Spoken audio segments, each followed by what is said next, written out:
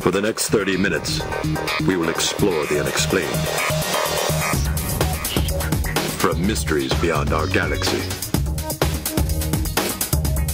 to ghostly phenomena in our own backyard, we will dive into our psychic abilities and explore everything from conspiracies to the just plain weird. Welcome to 30-odd minutes. If the truth is out there, we will find it. But only by sheer accident. Yeah! All right. Welcome to 30-odd minutes, where we know what you're thinking. It's a psychic show. Think about the old saying, there's many a slip twixt a cup and a lip. That's what we're going to be talking about tonight. What's out there floating around the ether, and how do we interpret it? How do we get it from there to here? It's going to be an awesome show. You guys have been writing us. You've been blowing us up on Twitter, on Facebook, on our website. Thank you so much. Please say hello to our good and dear friends and beautiful, beautiful people, Andrew and Sarah, live in the Oddball Pit. How are you guys tonight? We knew you were going to say that. What did you just say, though? I have no idea. Twit, cup, lip, Didn't you see Young Guns? Never mind. It sounded old-timey. That was pretty weak. It was kind of weak. Sorry. I'm sorry. How are you guys tonight? Yeah. Yeah. Wow. We're doing fine. That's just fine. That's good. That's good. No energy. complaints. Did we get any good emails or Twitters this week? We did, dude. Twitter's kind of alive right now. It's cute. So we have one from Bridget K18, little cutie. I think she really is 18, or she just looks 18. So she was obviously watching our show last week, because she said, is anyone else tuning into 30-odd minutes, because this stuff is really disturbing. And then she gave us another shout out today saying, who's watching 30-odd minutes? And then I noticed, Jeff, that you posted get a free autographed Jeff Belanger book of your choice to anyone that gets the 30-odd minutes logo tattooed on their body. And we had no. Someone responded to that. That's what's so cool. I see it. And I told her, if you go through, if you do get the tattoo, I will indeed send you an autographed book of your choice. No How are you going to know it's not just a really well done temporary tattoo? Good point. I mean, they make them really good. Yeah. Now, so how are you going to know? We'll ask her to take a picture of the tattoo. How about it has to be videoed as she's at the shop getting it done? How about that? Good idea. And like maybe like a newspaper head, front cover next to it, and then like a week later, just to see that it's still there a week later. And then what does she get? Just a book of yours? Whatever happened to trusting people? Yeah, I'll sign any book she wants. And airtime on 30-odd minutes. Yeah. So permanently marked for life with our logo for a book. That's pretty fair. Makes sense pretty to me. Fair. The tattoos are going to come in right now. I can feel it. That's an open offer, folks. You email us at info@30oddminutes.com for more information. You can win a free book if you pay for your own 30-odd minutes tattoo. It seems like a... And wear it proudly. Yeah, no. Forever, for the rest of your life. We need all the PR help we can get. So, yeah, it's the open offer. All right, cool. Well, thank you, guys. If you're watching the show live, jump in the chat room, because Sarah and Andrew are waiting to pass your questions up to our guest. You guys have been posting questions all day long on Facebook and Twitter. We'll get to as many as we can, I promise. Thank you for that. Thank you for all the support. And this is going to be an awesome show. I'm really psyched. Tonight's guest is one of the best-known psychics out there and paranormal investigators in the field. He's been doing this a long time, since childhood. He's been exploring the unexplained since seeing a ghost as a child. And he's one of the stars of the show Dead Famous. You've seen him on paranormal shows like Ghost Hunters, Ghost Adventures, Psychic Kids. Live from Chicago, Illinois, please welcome Chris Fleming. Yeah! Chris, how are you, sir? Good. And you? I'm good. Thank you for coming on. Thanks for slumming it with us 30-odd minutes. Appreciate it. Well, thanks for having me. Hey, no worries. So tell me about your childhood. This is going to be like Freud on the couch. Let's get to the heart of the issue. Let's find out what went wrong along the way. You grow up in this house. Here it is. Tell me about your childhood and this haunted home. Yeah, this house we actually bought in 1971 in Park Lane, Hoffman Estates, Illinois. And the crazy thing about it is brand new construction. And if you see the top two windows on the second floor, that's my parents' room. That's where most of the activity occurred. Hey-oh. Oh, sorry. That's how you got here. Yeah, right. And then Chris was born. I was wondering what those screams were at night. Right. No, sorry. Go on. Got you tonight. No, seriously, growing up as a kid, I remember about 5, 6 years old, I started hearing voices, got tapped on the shoulder, and my sister one night was screaming. She was having a nightmare. She said that there was this man that came out of the wall and went right back in. Well, my dad and I raced into her room, and I said, Dad, it's the ghost that I've been seeing. My dad's like, Chris, you know, you're putting this stuff in your sister's head. Go back to the room. So I go back to my dad's room, and as I did, he shut off the lights, and right in front of me was this ghost right next to the window, and it was being illuminated by the moonlight. Now, it terrified me. Right. And the first thing I thought in my head was, please don't hurt me. I just want to get by to get in bed. So that was the first time I actually visually saw a ghost. And you drew a picture of it back then, right? Yes, I did. And we actually have that photo if we could bring it up. So you drew what you saw. Exactly. That is frightening. This thing is foreign to you. Now, what were your parents' views on ghosts as a young child? Well, my mom believed in them because she had some experience as a kid. Now, she never saw a ghost visually, but she would sometimes feel as if there was somebody in the room. She had dreams that would come true in ESP, so that's where my psychic stuff came from. My father was like, well, ignore them, they'll go away. You know, oh, they're not real. I go, there's one right there. He goes, yeah, well, just ignore it. Just ignore what, right? Just ignore this thing in my room. Right. Yeah, my dad's philosophy was like, you know what, I'm not going to pay any attention to it. I'm just going to pretend I don't see them, even though he was seeing them as well. And he was seeing them. So was everyone in your family seeing them? My sister never talked about it. You know, okay. She was like, oh, God, here we go. But the thing is she remembers these experiences. Now, she doesn't quite remember the nightmare she had when she saw this thing come on the wall because she was so young. She's probably about 2 years old.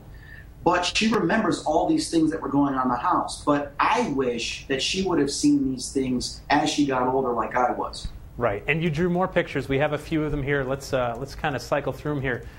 So, I mean, you've got a lot of description here. So this is seeing something in the window, right? No, actually, in the mirror. If you can see the top of my head in the right-hand corner. And I'm in bed in my parents' bedroom. And you see the arrow to the left going up, which is telling me that this ghost was gliding that way towards the dresser. As it started to pass the dresser, I recognized that I could see its form also in the mirror. And I was like, oh my God, it's casting a reflection. So I started telling my dad, there's somebody in the room. There's his reflection too. My dad says, just go back to sleep. You're having a nightmare. I said, no, I'm not.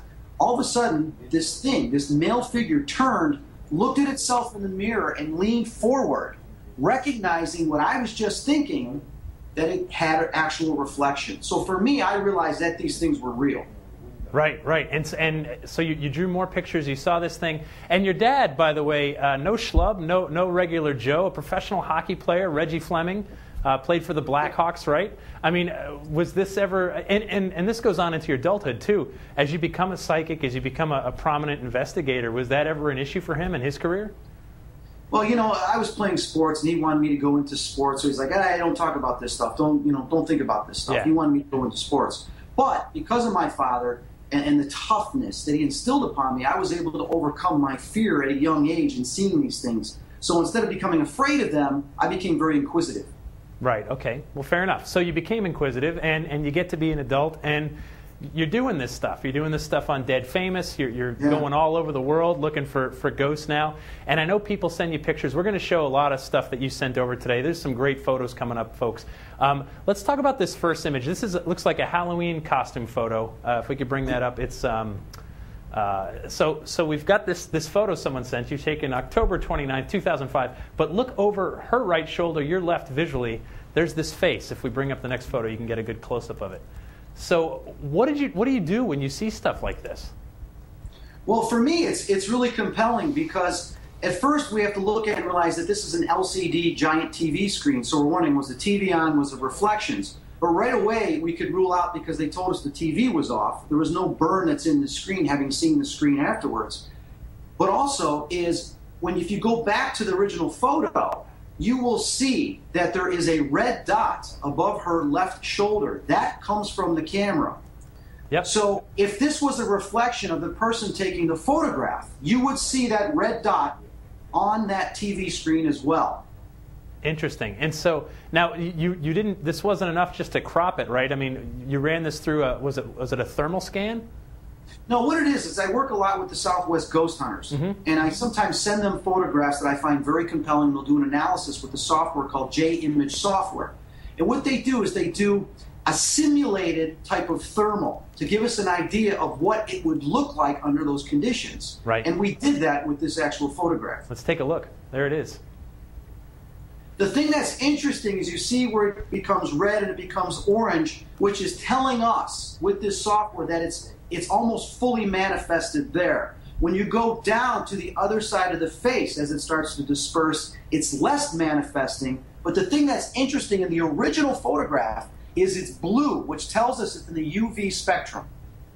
Okay, fair enough. Now, Andrew Lake, I know you look at a lot of photos like this. You get some weird spirited photos. What do you think when you see this? That's pretty odd.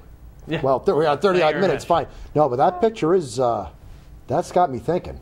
That's now, because I know you've taken thermal pictures. yeah, in the past. and UV to infrared, and I've caught some strange things with it, but that's nothing with that detail. Nothing with that many features. Yeah. Where you see eyes and noses. Yeah, I mean, there's a lot of detail to that. That's straight. Well, so Chris, now jump back in your psychic realm. What do you think these photos mean?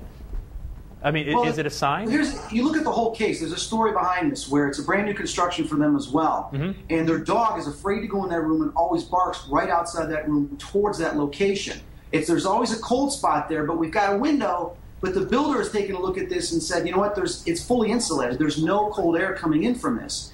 So there's a feeling within that room that is telling us there's some type of presence, but yet there hasn't been anything going on repeatedly since this case was investigated. So we have to assume that this entity or whatever it is has moved on. Okay. Why it was there, we don't know, Jeff. We don't know. Right. Well, I mean, a lot of this game is speculation, of course. But so tell me again, and I've actually never asked you this. At what point in your adult life do you make the leap to professional psychic? Like, you're doing this. This is who you are. Well, the thing is professional. What do we call professional? Going into high school, I used to tell kids stories about what I had happened to me in my house. We used to do the Ouija board, and we do some seances. But when I got into college, playing football and taking psychology, I remember my first psychology class is I asked a question about ghosts and spirits, and everybody was so interested and compelled that everybody stayed afterwards, and I was still talking for about 30, 45 minutes after class, and everybody, more than half the class, had missed their other classes because they wanted to hear these stories.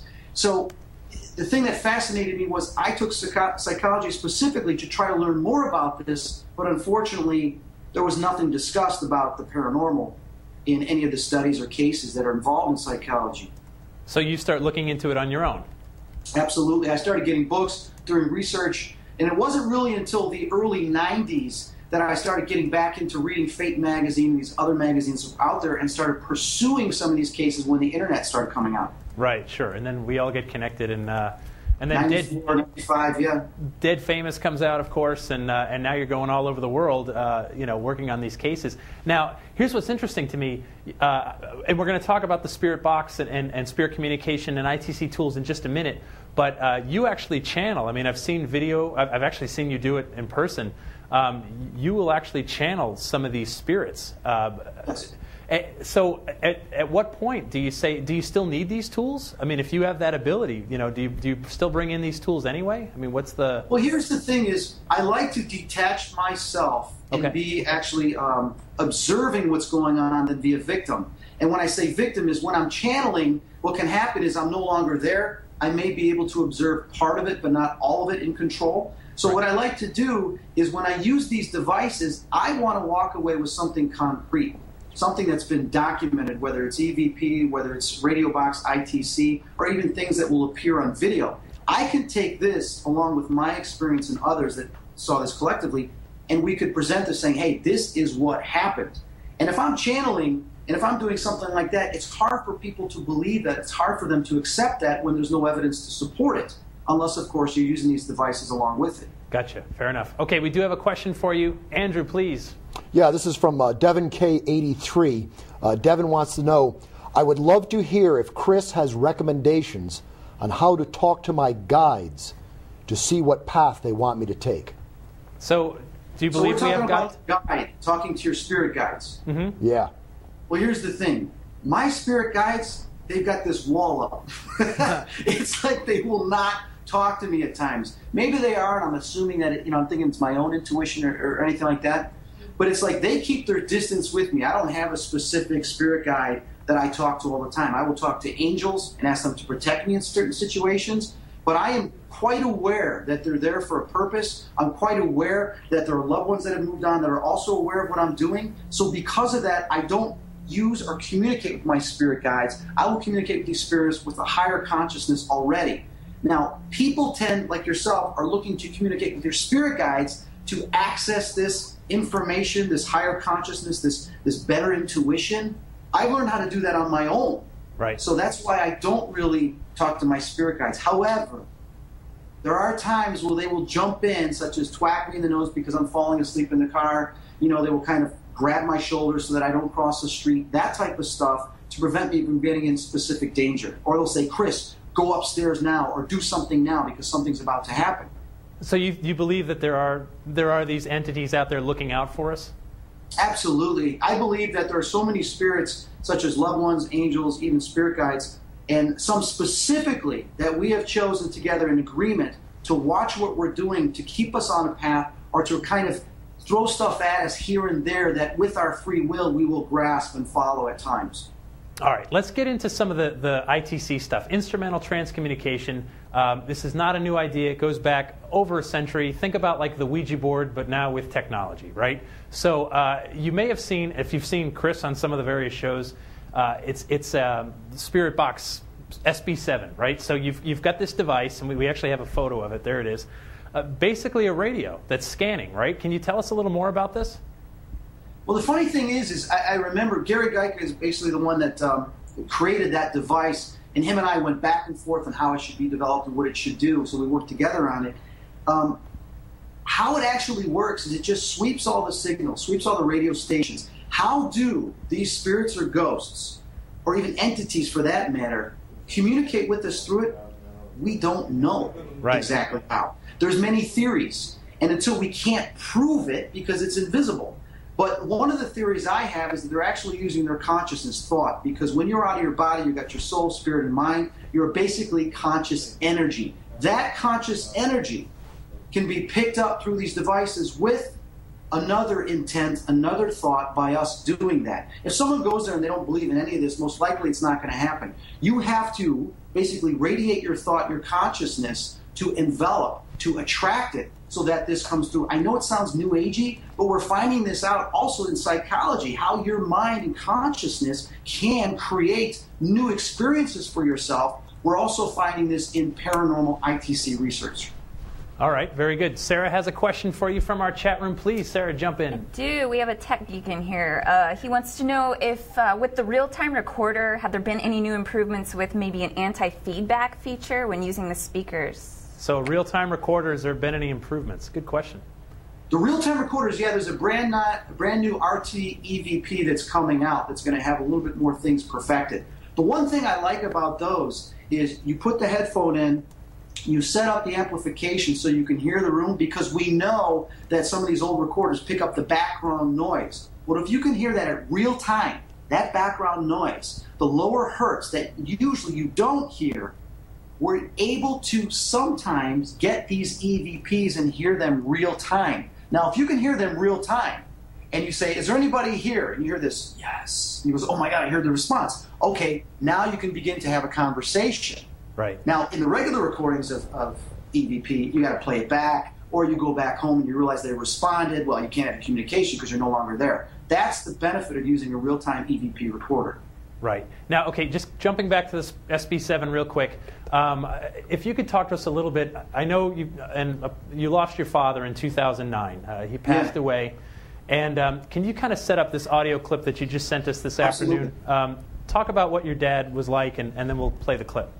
My father died in July of 2009. I didn't try to really communicate with him with any type of ITC because I had felt his presence here and there, and I saw him at the hospital.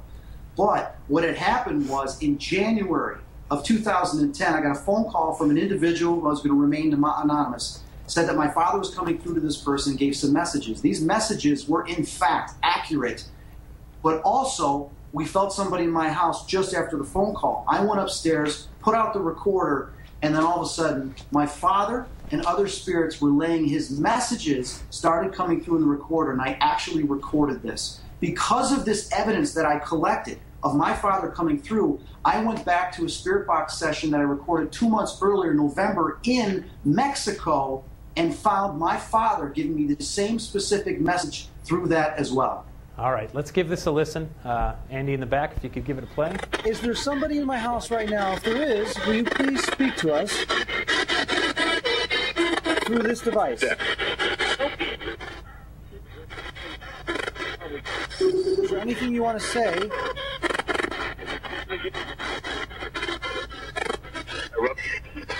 You just heard I love you.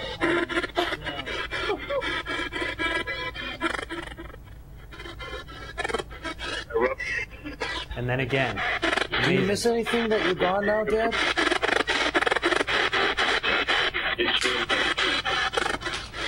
Dad, what do you miss?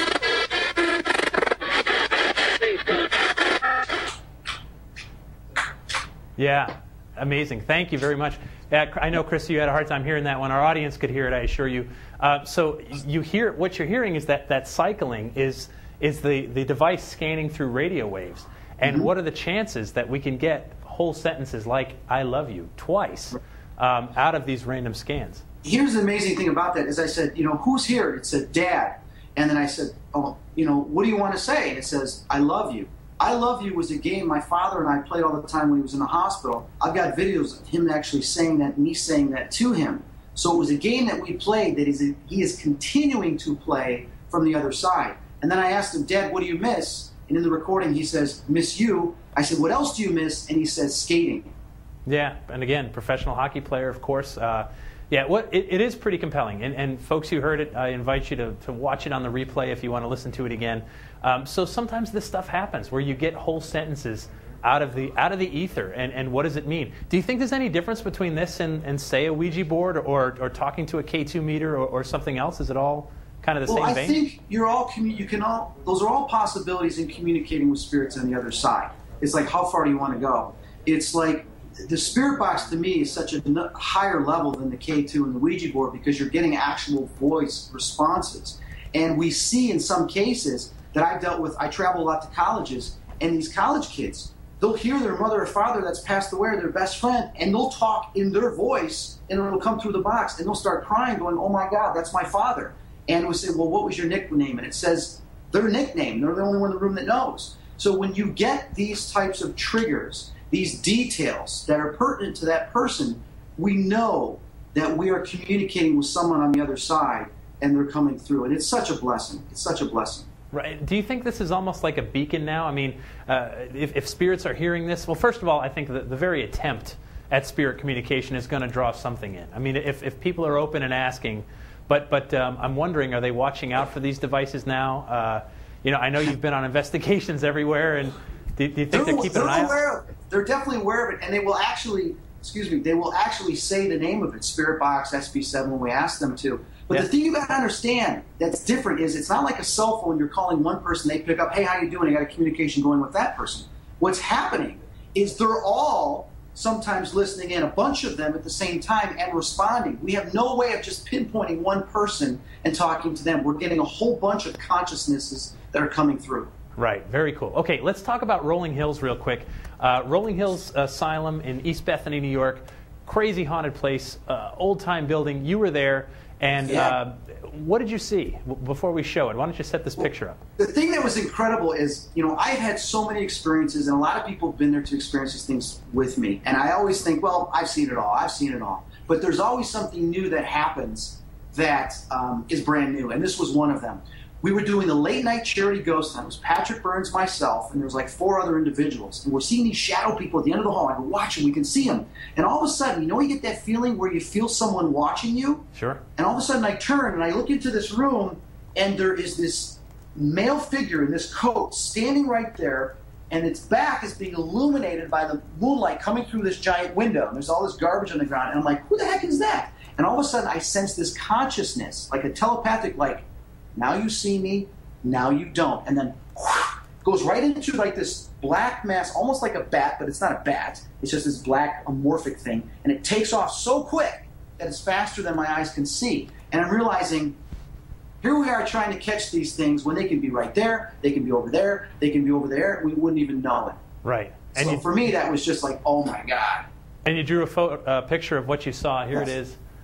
Check that out. I mean, is this frightening for you when you see a cloaked figure like that? It was very intimidating. Like he's saying, you know, like you're nothing compared to what we can do in our current form. And he put his arms out there like, look at me. And then all of a sudden, boom, he's gone. Like it was very cocky that he did that. Right. Okay. Fair enough. Now talk about Cal Neva Resort. Was this for a Dead Famous shoot that you were out there? We were doing an episode on Frank Sinatra. We went to Thunderbird Lodge, then we went to Cal Neva Lodge, and we went on the stage and we did a seance prior to this. Okay, and so and was this a still photo or is this a video clip that we? What this is, let me share this with you. Yeah. I didn't take this photo. The manager of basically Cal Neva took this photograph, and he was a full skeptic. He watched our seance where this Indian shaman entity came through talking in an Indian dialect that was kind of evil and everybody was kind of afraid of. And he says, well, that was really cool. I don't believe it. I'm like, no, this is real. He's like, yeah, I've never had anything happen. I said, well, listen, if you ever feel anything, break out your camera and take a photograph. He's like, well, I don't have a camera. I go, what about your cell phone? He's like, okay, my cell phone.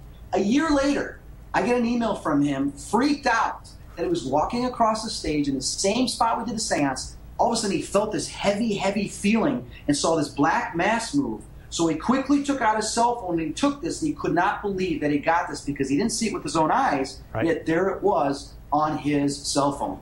Take a look. Wow. Look at that. And wow. Then you can bring up the second one a little bit cleaned up, I think is the, yeah. I mean, that is frightening, especially imagine, you know, you're the one that took it, you're the one that held up the cell phone. Sarah, Andrew, what do you think? I mean, you know. That's another compelling shot. Yeah. There's, again, a lot of detail to that. Thanks for the nightmares, man. That's great. That is a cool catch. Is it scary to see? No, I love it. No, it's fascinating. We love it, yeah. Right? Okay. It's awesome. Yeah. But it's the kind of thing where, I mean, you know, like you said, someone sees something, you know, weeks, months, years after the fact, you can reprogram your mind to say, I was overtired, I was this, I was that. But the photo's tough to argue with, isn't it?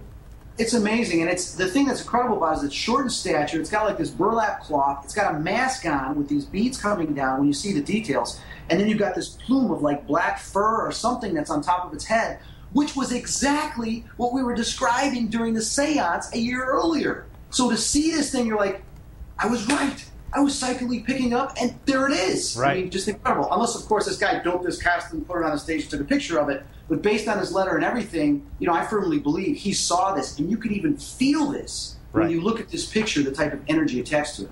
Yeah, and validation for what you're feeling, what you're experiencing. That's what I think that's so cool about paranormal investigation. We have this gut feeling, this story we may have heard, and we go and check it out. We go to these, you know, reputed haunted places, and sometimes we have experiences, and sometimes we capture audio recordings, video recordings. There's so much equipment coming out now. I mean the SB7. You mentioned the EVP, the delay EVP. What's next? What other equipment's coming online that you think is going to be a game changer? I think it's going to be incredible because, you know, in talking to Bill Chappell, Gary Geica, and some of these other people out there that are engineering and designing these things, Jeff, the sky's the limit. Right. And the only thing that's going to happen is you can't be skeptical because you got to understand these are scientific devices that we're using. We're testing them. So you have to continue to test them, find out the flaws, perfect them. And the more we do this, the closer we're going to get to bridging that gap. And that's what's so cool. That's what this is all about. And I think, you know, we're at a time now, because the subject's so popular, there's so many television shows, websites, and more putting this stuff out there. They're head scratchers, you know? I mean, real quick, we only have a few seconds. What makes you scratch your head at this point after seeing this much, experiencing this much, and capturing this much? What makes me scratch my head is still believing that there's skeptics out there that just don't understand how real this is. And it scratches my head that, God, you know, I hope I don't die until we've actually established contact. I want to be there to when we got one-on-one going back and forth nonstop, and the entire populace goes, this is it, and accepts it. Man, you never know. It could happen. It could happen here. Chris, we are out of time. Thank you so much for being with us on 30 Odd Minutes. Folks, until next time, please stay odd. Yeah! Yeah! Yeah! Yeah!